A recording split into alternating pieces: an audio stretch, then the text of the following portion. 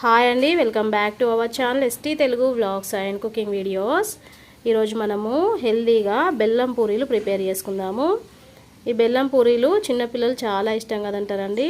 అలాగే టేస్ట్ కూడా చాలా బాగుంటుంది. మనము ఈజీగా కూడా ప్రిపేర్ చేసుకోవచ్చు. మరి బెల్లం పూరీలు ఎలా ప్రిపేర్ చేయాలో ప్రిపరేషన్లోకి వెళ్దాము.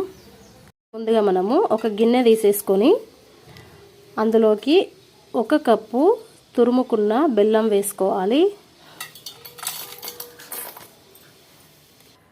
ఇప్పుడు మనం ఏ కప్పుతోనైతే బెల్లం తురుము తీసేసుకున్నామో అదే కప్పుతోటి 1 కప్పు వాటర్ తీసుకొని బెల్లంలోకి వేసేసుకోవాలి.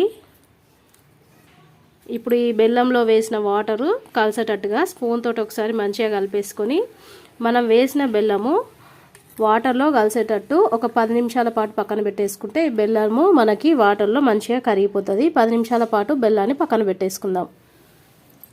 బెల్లం తీసుకొని అందులోకి 2 కప్పుల గోధుమ పిండి వేసుకోవాలి. అలాగే 1/2 కప్పు బొంబాయి రవ్వ వేసుకోవాలి. కొంచెం సాల్ట్, 1/2 టేబుల్ స్పూను ఇలాచీ పౌడర్ సరే అంతా కలిపేసుకొని ఇప్పుడు ఇందులోకి 2 టేబుల్ స్పూన్ల ఆయిల్ వేసుకోవాలి. ఇప్పుడు ఆయిల్ వేసుకున్న తర్వాత పిండిలో కలిసేటట్టు పిండిని అంతా కలిపేసుకోవాలి. ఇలా కలుపుకున్న తర్వాత ఇప్పుడు మనము ఈ పిండిని బెల్లం వేసుకొని కరిగించుకున్నాం కదా, ఆ బెల్లం వాటర్తోని ఈ పిండిని కలిపేసుకోవాలి. కొంచెం కొంచెం మోసుకుంటూ పిండిని కలిపేసుకోవాలి.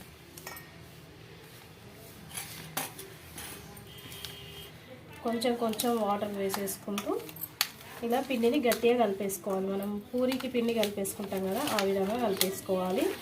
కలుపుకున్న తర్వాత ఒక 5 నిమిషాల పాటు పిండిని మెత్తగా అయ్యేంత వరకు ఇలా కలుపుతూ ఉండాలి. ఇలా మెత్తగా కలిపేసుకున్న తర్వాత ఇప్పుడు ఈ పిండి పైన మూత పెట్టేసుకొని ఒక 10 నిమిషాల పాటు పక్కన పెట్టేసుకుందాం. 10 నిమిషాల తర్వాత పిండి మెత్తగా అయినాక ఇప్పుడు ఈ పిండిని మనము పెద్ద సైజు పిండి ముద్దలాగా తీసేసుకుందాం. ఇలాగా పెద్ద సైజు పిండి ముద్దలాగా చేసుకున్న తర్వాత ఒక చపాతీ పీట తీసుకొని కొంచెం పొడి పిండి జల్లేసుకున్న తర్వాత మనం చేసిన పిండి ముద్దను పెట్టేసుకుని చపాతీ లాగా రోల్ చేసుకోవాలి. ఇలాగా పలుచగా చుట్టూరా ఈక్వల్గా వచ్చేటట్టు చపాతీ లాగా మొత్తం చేసేసుకున్నాక చూద్దాం. ఇలా పలుచగా రౌండ్ చపాతీ లాగా చేసేసుకోవాలి.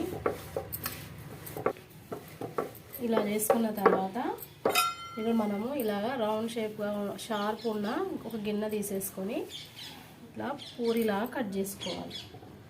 ఇలా కట్ చేసుకుంటే మనకు పూరీలు తొందరగా ప్రిపేర్ చేసుకోవచ్చు. అలాగే అన్నీ సేమ్ సైజులో వచ్చేస్తాయి.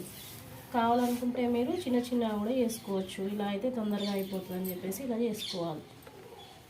ఇలానే అన్నీ చేసేసుకోవాలి. ఇలా చేసుకున్న తర్వాత ఇప్పుడు వీటిని మనము ఆయిల్లో ఫ్రై చేసుకుందాం. పూరీ కాల్చుకోవడానికి నేను స్టవ్ పైన ఆయిల్ పెట్టేసుకున్నా.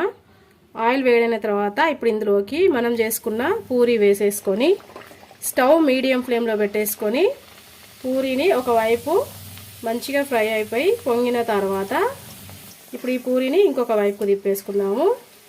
మనం పూరీ ఫ్రై చేసుకునేటప్పుడు స్టవ్ మీడియం ఫ్లేమ్లో పెట్టేసుకొని ఫ్రై చేసుకుంటే మంచిగా ఫ్రై అయిపోతాయి. ఇలాగే మిగిలిన పూరీలను కూడా ఫ్రై చేసేసుకున్న తర్వాత ప్లేట్లోకి తీసేసుకుందాము.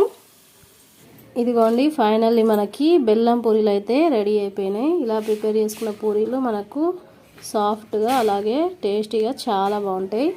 ఈ బెల్లం పూరీలు మీరు కూడా ఒకసారి ప్రిపేర్ చేసుకోండి.